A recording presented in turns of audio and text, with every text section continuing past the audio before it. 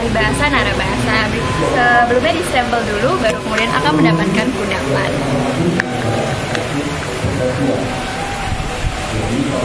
Selamat menikmati.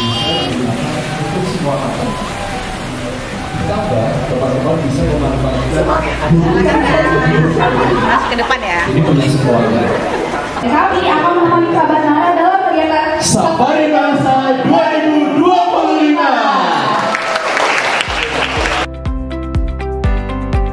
Meme menunjukkan bahwa bahasa terus berevolusi, mengikuti cara masyarakat berkomunikasi dan berekspresi di dunia maya. Polisi.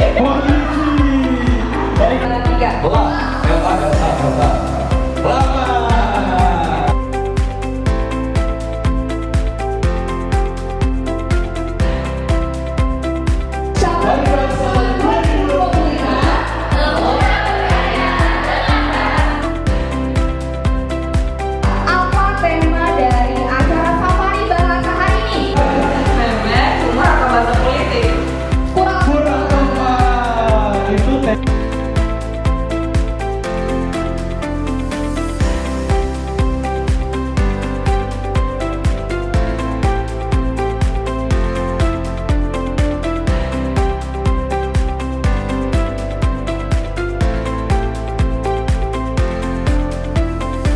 Tapi kalau bagi Mbak Heran selaku akademisi dan peneliti ya, senior jurnal dan lain-lain, memang sekarang tuh kayaknya nggak cuma hiburan receh ya, tapi memuat banyak sekali kritik sosial. Bagaimana kalau menurut Mbak Heran memahami fenomena ini di bidang kebahasaan? Ini teman-teman mahasiswa mungkin sudah tidak asing lagi ya, bahwa ketika kita berbicara tentang bahasa ada satu tolak ukur yang pasti yang harus kita pegang supaya kita bisa membedakan, oh ini bahasa, ini meme, ini entitas yang lain.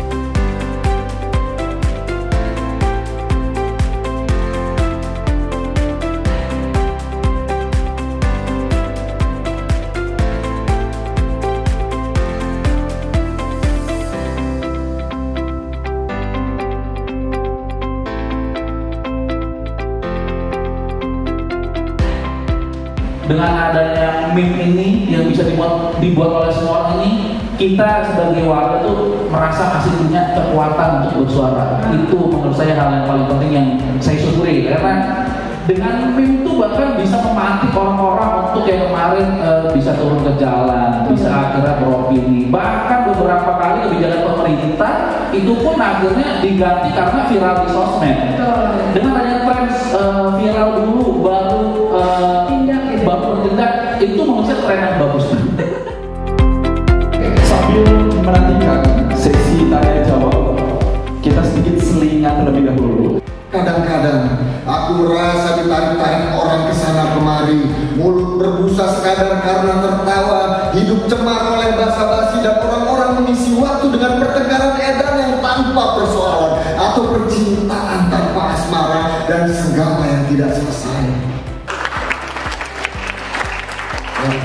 Sekarang saatnya saya serahkan kembali kepada moderator untuk masuk ke dalam sesi tanya jawab. Bagaimana sih cara membuat meme yang aman ketika menyinggung pejabat?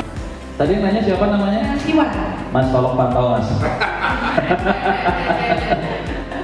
Mas Iwan, pertama ketika kita ingin membuat suatu konten, kita tuh harus sadar bahwa siapapun bisa melihat konten kita ya. Apalagi kalau kita publish itu di sosial media, bisa jadi jenderal bintang 3 yang lihat konten kita, bisa jadi keluarga menteri beneran yang lihat konten kita.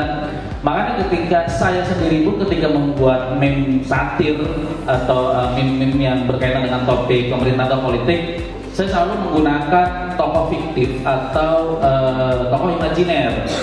Saya pun sekarang lagi bikin konten namanya Bro Menteri. Saya memparodikan diri saya sebagai seorang menteri kurang kerjaan. Itu tokoh imajiner yang sebenarnya tidak merepresentasikan menteri manapun, cuma saya bisa beropini gitu.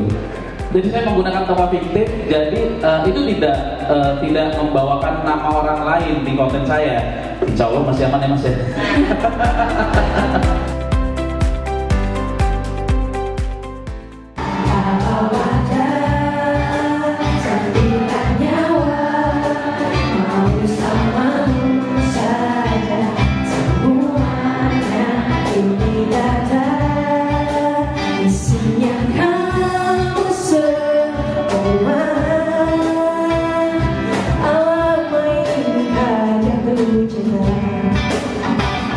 Halo, saya Iksan.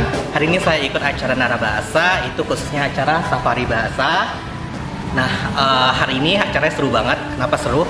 Karena menurut saya itu bukan hanya ngebahas meme sebagai sebuah media ekspresi, tapi juga sebagai bagian dari bahasa, sebagai bagian dari fenomena di media sosial di dunia digital. Dan di sini juga tadi ada praktisi-praktisi yang datang, bukan hanya sekadar dari bidang akademik sebagai pihak ahli, kemudian pengamat, juga tadi ada juga Mas Devan sebagai memang praktisi atau orang yang memproduksi meme-meme lah gitu. Nah, di sini itu emang seru karena diskusinya itu daging, bukan cuma sekadar ngomong. Dan di sini juga saya mulai sadar bahwa ternyata meme itu bukan hanya sesuatu yang lucu gitu, tapi juga syarat akan ideologi.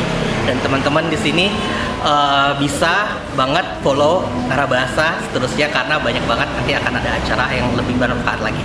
Narabahasa.